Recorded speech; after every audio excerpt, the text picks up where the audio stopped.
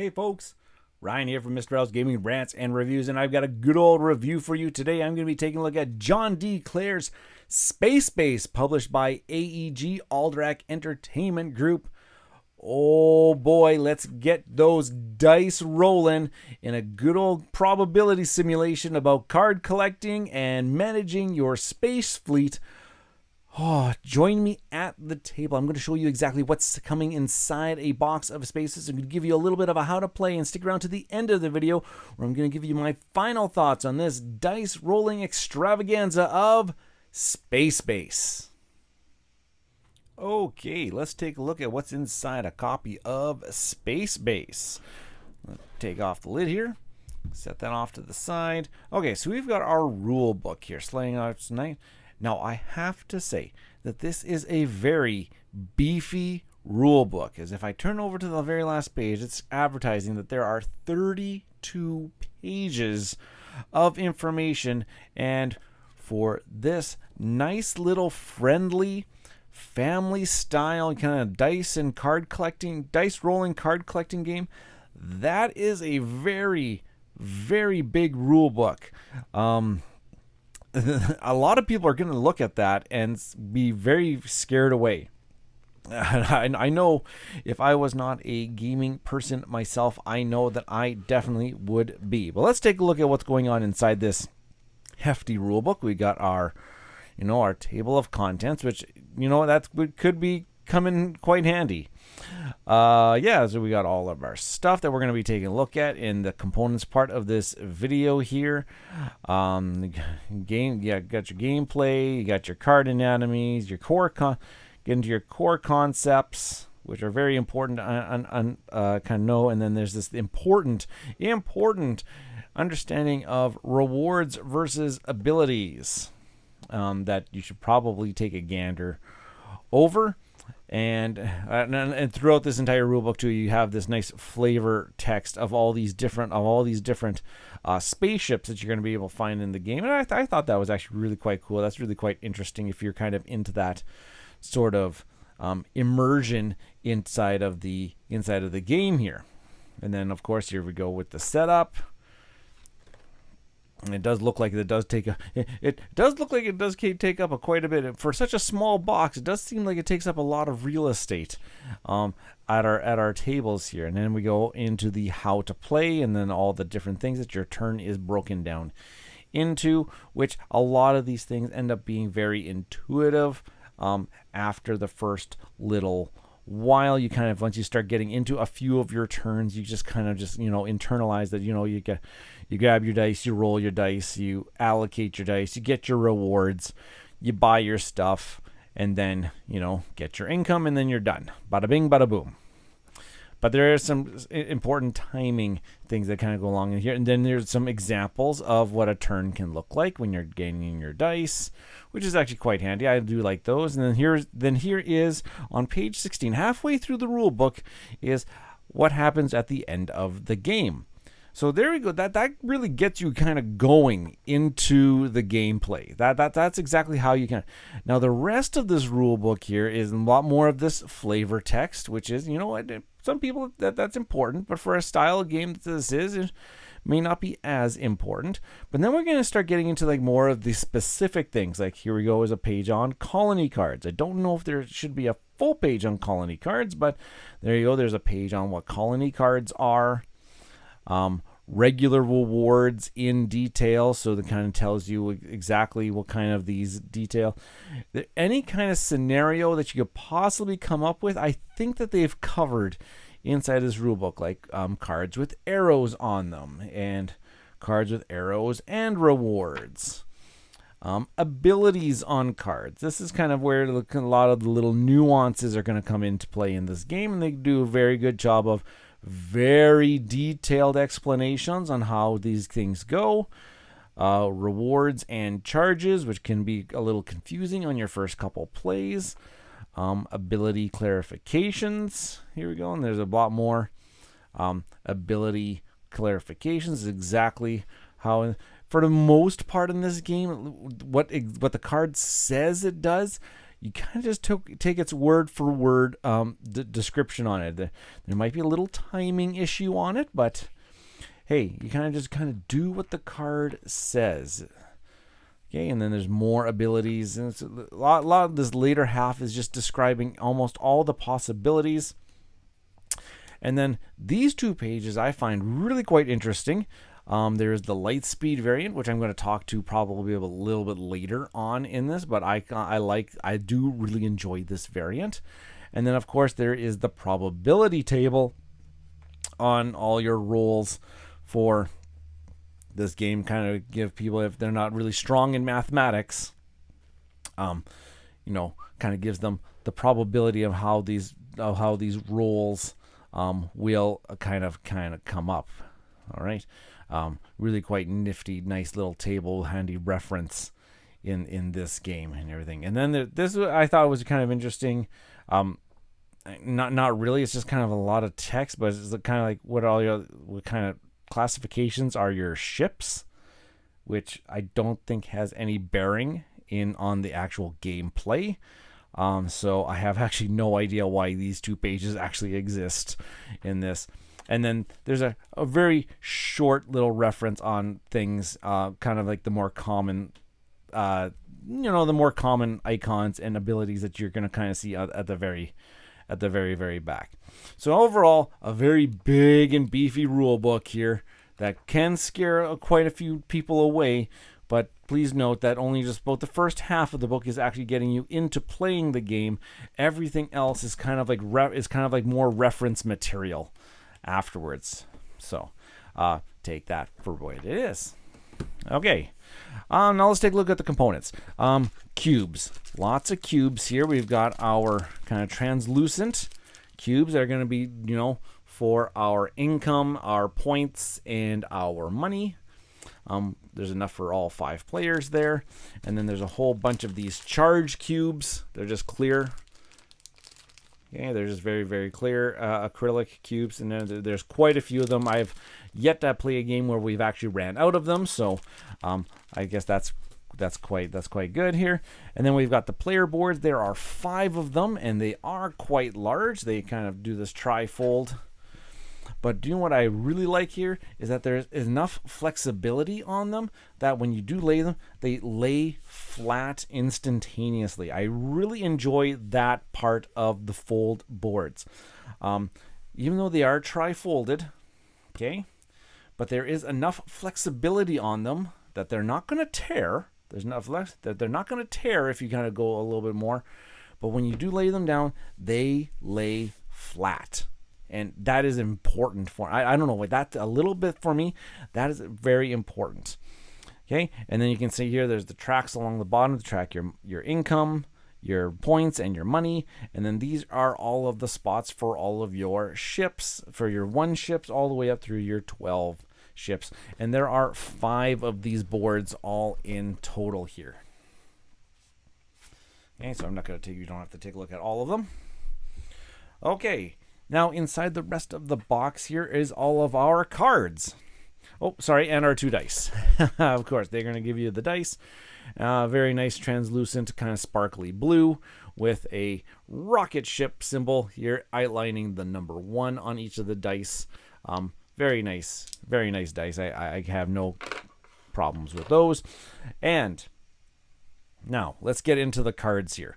We've got up in here, I've got stored as our colony cards. Okay, then I got all our colony cards. Ranging from, well, there's 12 of them for the 1 to 12 slots.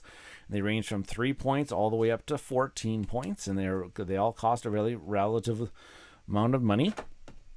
In here, we've got our stack of player cards. So we got our starting player card, and we've got all of our player colors.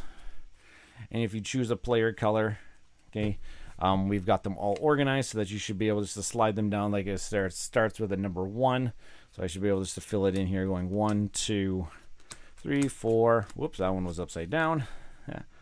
5. These ones are upside down for some reason. 6, 7, 8, 9, 10, 11, and 12. So then when you set up your board, that should be your initial board state. Okay.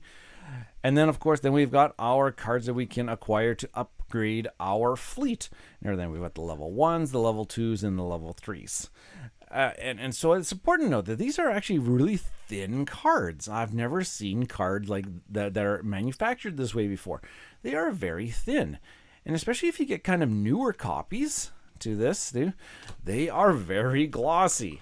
They do slickly slide around very, very easily. They do slide and spread very nicely. So be careful when you are shuffling and sliding them around. They do slide around quite a bit. They do have a nice little linen finish on them to allow them to, with that little slick glide.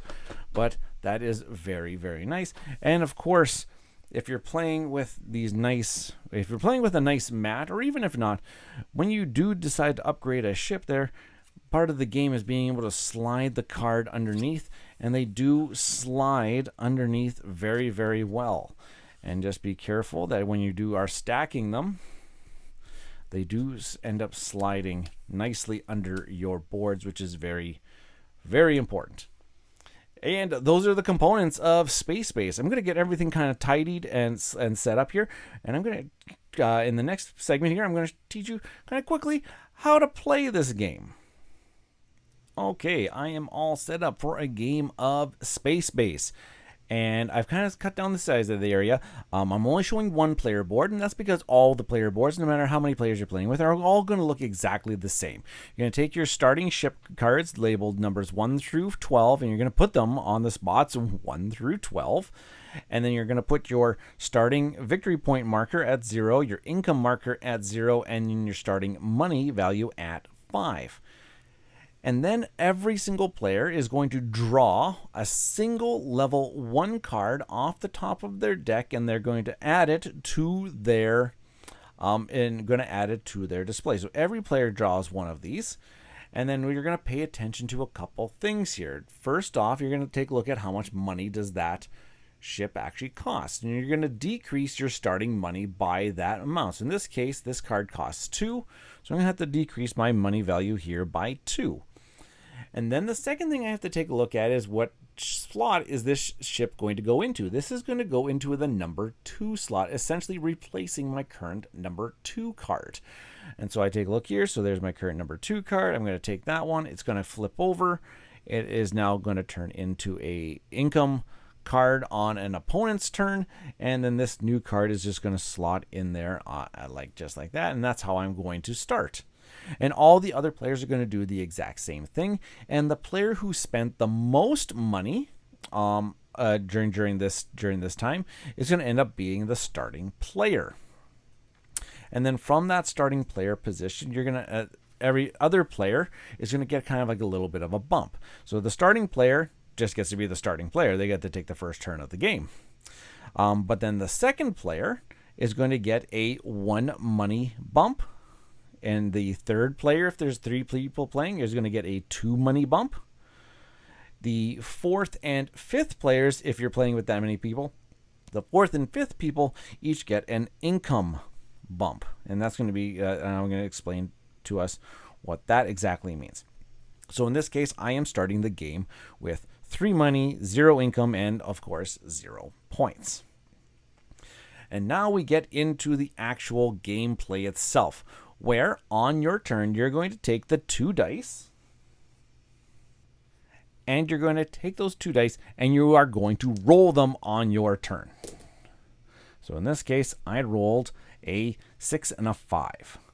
Now you got a choice. On your turn, you have a choice to either take this as a single 6 and a single 5, and activating those 2 ships together, or you can take the 2 dice and combine them together to give you, in this case, 11 and activating that 1 single ship. So you got a couple choices on your turn here.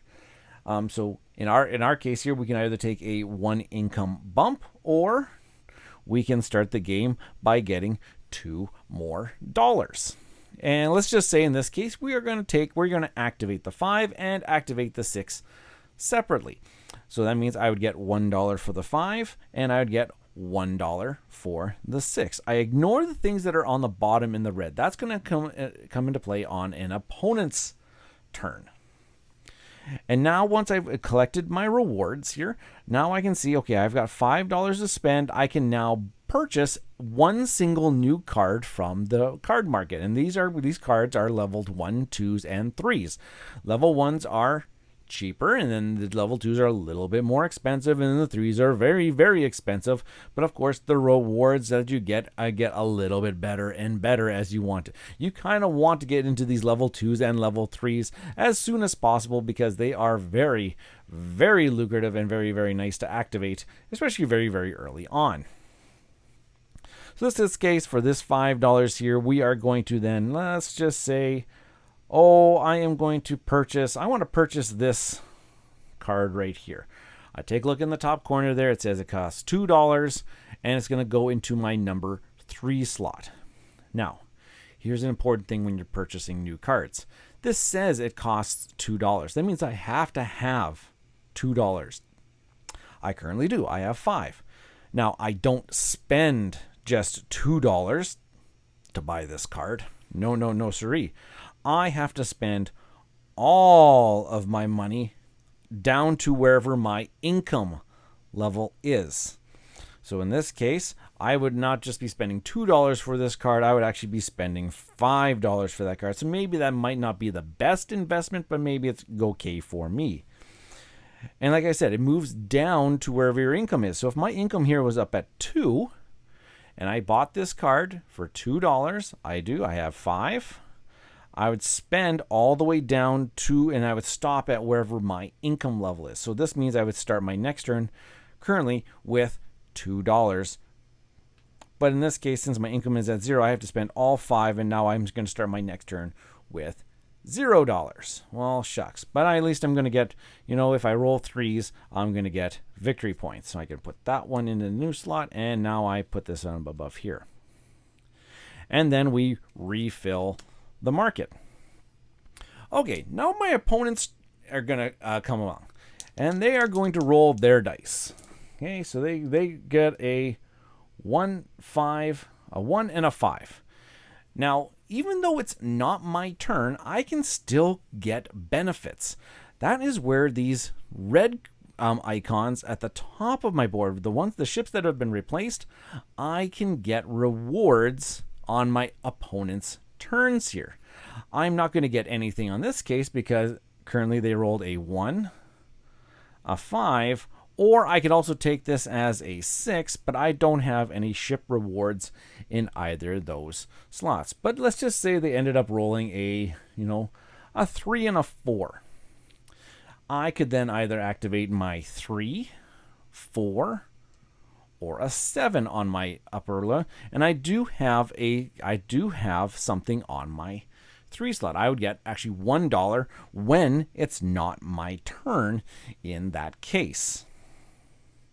So it is very important to early on try to upgrade some of your ships, so at least you're going to trigger and get some money when it's not your turn. That's kind of a big piece of this puzzle, is to try to get as much income and as much money on not your turn, so that you can gain, you can have a lot more money to spend when it does actually become your turn here. And then you also notice that there's these cards off to the side. These are the colony cards, and they start at a value of $9, and then they kind of increase by 3. So 9, 12, 15, 18, and they kind of go into certain slots when I buy them. And they are worth straight up, they're just worth victory points. So if I had $15 to spend here, I could take this 3 here. I'd spend my 15, go all the way down to my income, and I would put this into my number 3 slot here, which means that card would come out, this card would go in above here, and this would mean I would immediately score 5 victory points. But now on my turn, if I ever roll a 3, I can't activate it on my turn anymore, because this now is being used up. There's kind of like these different colored backgrounds here. The blues mean activate on your turn. The reds mean activating on an opponent's turn, and there's some of these things that are a green, and see that there's a green one up there, and green means you can activate it on your turn or on an opponent's turn. So now this one means when you start claiming these colony ships, that you are now on your turn not being able to activate that particular value. Okay, and then you're just going to keep going around the table, rolling the dice, activating your... when you roll the dice on your turn, you'll activate your blue abilities. On opponent's turns, you'll be activating your red abilities. You're going to be buying these level 1 ships. You're going to be buying these level 2 ships, which are really, really quite cool, like $10 or 7 points, or, hey, activate something twice type thing, going on and on and on. And you're going to keep doing this until somebody actually gets to at least 40 points on their turn. The person who gets to 40 points, at least 40 points on their turn, is going to trigger the end of the game. Essentially, once this happens, play is going to continue until it gets back to the start player, and then that means the game is over. So you got to really pay attention to when people are triggering. Now, in those last few turns, this person that got to 40 points could possibly start earning more than these 40 points as well, because they might have some abilities triggering on opponents and their opponents' turns, which means that they could go above 40 points here. And when that happens, you can just take one of these charge cubes just to kind of put it at the beginning here, saying, hey, I went above 40 points. I actually have like 44 points, something like that. And it's important to note too, there are cards that utilize these charge cubes here, such as, let's take a look at this one right here. This one says it costs $7. It goes into the 8th slot. So if I had this on my board, it goes into my 8th slot here. And it has this square symbol, the blue square, which means I have to charge this on my turn, and that I can only use this charge on my turn. So at any time, if on my turn I roll a sum of 8, I will be able to put a charge cube on there, which now lets me actually activate and use that ability. And there are a wide range of abilities in this game here. So just pay attention to that. And all those abilities are outlined in the rule book here, and that's second half of the rule book that will explain all their abilities in details. But there are these cards that have single charges, and then there are some of these cards that actually have these linked charges. You can kind of see that there is a little bit of a kind of like a link symbol in between all of these. And that means you have to have that many charges lined up on this card before you can actually activate its ability. So in this case, in a 2-player game, I would need 3 charges on here.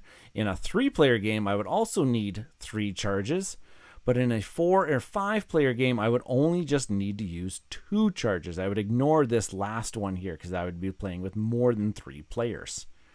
Once I had the required number of charges, then I could actually activate this ability. It's in blue here, so that means I'd be able to activate it on my turn. And this one just says I can swap my 4 and 9 sector cards, which means that the 4 and the 9 would essentially just switch places. And I have to mention that there is the level 3 card here that is quite an alternate way that you can end the game, as in this is called the You Win card. In a 2-player game, you need to have 5 charges on this one, but you do need to be rolling a 12 in order to get that, and there's only one way to roll a 12. In a 3-player game, you only need to have 4 charges on this one, and in a 4 and 5-player game, you only need to have 3 charges on this one. But once you have the required number of charges, you can spend them on anybody's turn and you win the game. It's very hard to do. I've only ever seen it done once, and it was really quite miraculous. There was a whole bunch of combo of abilities that allowed them to put charges onto that card, which really was beneficial. Yeah, and play is going to continue over and over and over again until one player triggers the end of the game, and then you go back. You just go around till you get to the first player, and that is how you end up playing a game of Space Base. join me back at the studio, and I am going to give you my final thoughts about John D. Clair's Space Base. Okay, there is Space Base by John D. Clair in a nutshell. And boy, oh boy, Alderac Entertainment Group, AEG Games. This game is a gem. I have to say that one. We did really enjoy this game overall as an overall experience. Not without its flaws, but let's kind of break down a few things that we really enjoyed about Space Base. First of all, it does not take very long to set up. The components are very minimal, and the way that the box organizer is laid out, you can get going into a game of Space Base in a mere matter of a few minutes. Give everybody a player board, give them their cubes, shuffle up each of the decks of the cards, lay them out, and you are off to the races. It's the cleanup part at the end of the game that always seems to be a little bit of a pain in the butt, because you got to sort all the cards, spaceship cards that you acquired over the course of the game, and put them back into their piles, but that is neither here nor there. We really enjoy that this is that style of game where you are invested in other players' turns. It is very... how do I put it here? There is lots of celebrations when those dice rolls that are not on your turn go your way. You have the specific things in place above your ship, those ships that have been deployed, and they're going to get you rewards at other players' turns, and you get the hit. You hit big on another player's turn. That feels fantastic, and you are always watching to see what other people are rolling on their turns. I love this as a design choice. You are actively engaged in the entire game process. It's not, I've taken my turn and now I wait for it to come back around to me. Not the case.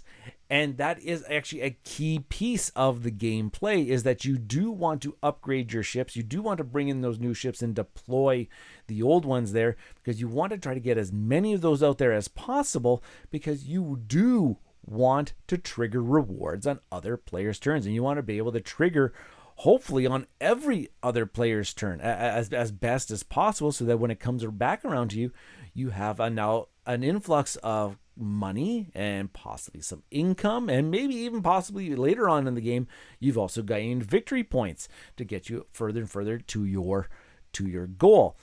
That is so cool. That is so much fun. I love it when games get you really involved in other players' turns, especially if you're getting stuff off of other players' turns. I've seen that in quite a number of other games now, and it is very, very satisfying in those regards. Let's take a look at the abilities and the rewards that you can get on these cards, because it does have that nice effect, the scaling effect of level 1, level 2, level 3, where level 1s, they're going to be gaining those ones early on in the game to kind of upgrade like your number. I always say you're going to pretty much use those ones to upgrade your like 1 through 6s. Hopefully very, very early on in the game, so that you get some income on other players' turns, and you're gonna, maybe your 1 through 6s are a little bit better, even your 7s, 8s, and 9s, and they actually go all the way up to 12s. There's actually some nice 12 benefits there, but you're gonna probably want to invest in those early numbers, especially maybe 1 through 7, and then you're gonna get into that next level. The next level is where things really start amping up, and this is a game that I had recently. My game-changing card was actually a level 2 card. It went into my 9 slot, and it essentially said every time that I rolled a 9 on my turn, I got 7 points. And here's kind of a little bit of a sour piece of this game. Yeah, the probability of rolling a 9 on my turn, it's not super high. There's only 4 possibilities when I roll 2 dice in order to get a sum of 9. It just so happens that can happen, and in this case it did. It happened actually 3 turns in a row, which is very unlikely, but it did happen. And so then I ran away with the game. That in my first, it happened quite a number of turns. I got that. It was only a couple turns that I got that card, and then my next 3 turns after that one, I got a sum of 9. I got a sum of 9. And I got 21 points. I was already over. It was very early in the game, and I was already halfway to victory. And all the other players were sitting around at 0 through maybe 4 or 5 points. It really left a sour taste in your mouth. So please note that this is a game of probability. You are going to try to want to mitigate that luck as much as possible by trying to gain as many cards and some abilities that allow you to trigger other card effects on lower dice rolls. But again, it is a game of probability. Things can happen. And you know what? That was really the only game that I have played so far that there was actually a clear runaway leader after a certain bit. Just letting you know that it can happen. But come back to those abilities, because there are things that can help you mitigate that, like the swapping cards. Swap your Sector 12 card with your Sector 1 card, or swap a 4 with a 9 type. Those are really advantageous because those 9s and 12s, those are really good effects that can be swapped into a lower and get triggered more frequently. That's awesome. There are cards in there that just simply get you more cards without actually having to pay for them. They just say claim cards. Holy Toledo, there were some games that my wife was playing. She got the one that said claim 2 level 2 cards. What? You just got 2 cards without actually having to pay for them. Sure, you had the roll. I think that one was she had to roll a 10, but she did hit it once or twice throughout the course of the game. And man, oh man, and that made a difference. She got to deploy some cards, got some really, really good benefits. And let's talk about the pacing of this game, because there is clearly quite a bit of momentum build up in the game. There's going to be quite a while in a game, and they advertise that this game takes about 45 to 60 minutes, which they are not wrong. This game does kind of take around that mark, especially at a 2-player count, 3-player count. It is taking 45. Now you're thinking, oh my gosh, it's just a simple dice rolling and then activate some cards, and I'm going to sit here for 45 to 60 minutes. It does go by quite quickly, but that first half to 3/4 of the game, you are building up your fleet. You're building up a bit of an engine in order to then start scoring. Once people start scoring points in this game, those points do come quite frequently. So yes, I've spent about 20 minutes already and I haven't scored any points, but then all of a sudden my next few dice rolls, I've got all these cards in place. My next few dice rolls and other people's dice rolls, I am now, flying. I'm up to 15 points. I'm now up to 25 points. And I'm starting to go forward. And then all of a sudden there's a clear point where somebody clicks and starts buying up those colony cards for those extra few points, try to get them to the very, very end. And all of a sudden everybody else is buying them up. Oh, so there is quite a bit of a buildup. You may feel that early on in the game you are not accomplishing very much, and that's because you are literally building up your engine in order to start scoring the points in the very latter part of the game. Which brings me to, I don't know if I really like the really original core game for that piece, because it does take quite a while.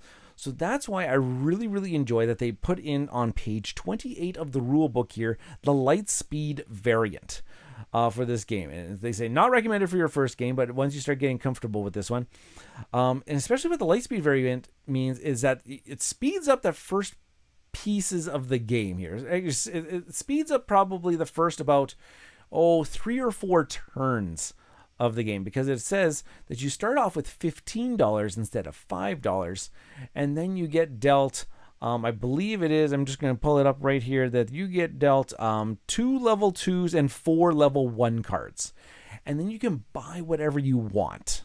You can just buy whatever you want to start.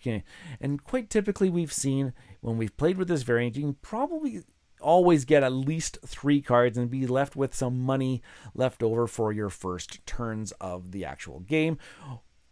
Or you may just not want to even spend anything and be able to start the game with $15, and therefore you're buying a level 3 card right off the get-go on your first turn.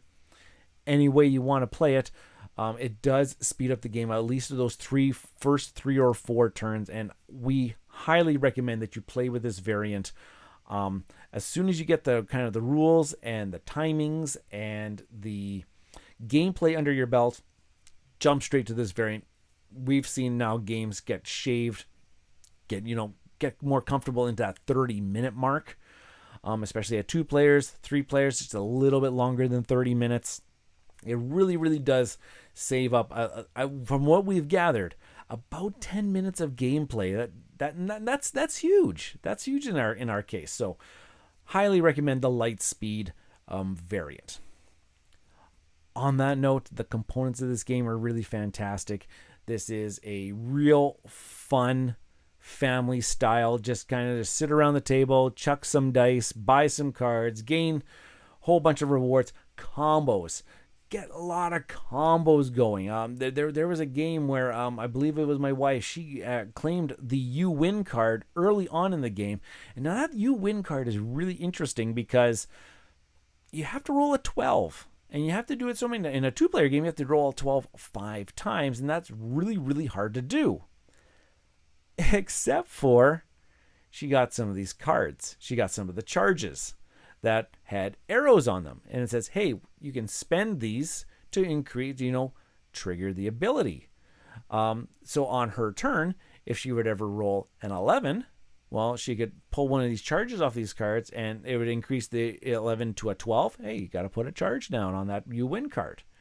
Or she had arrows on the... how did she pull this one off? She had arrows on the 9, 10, and 11 going towards the 12.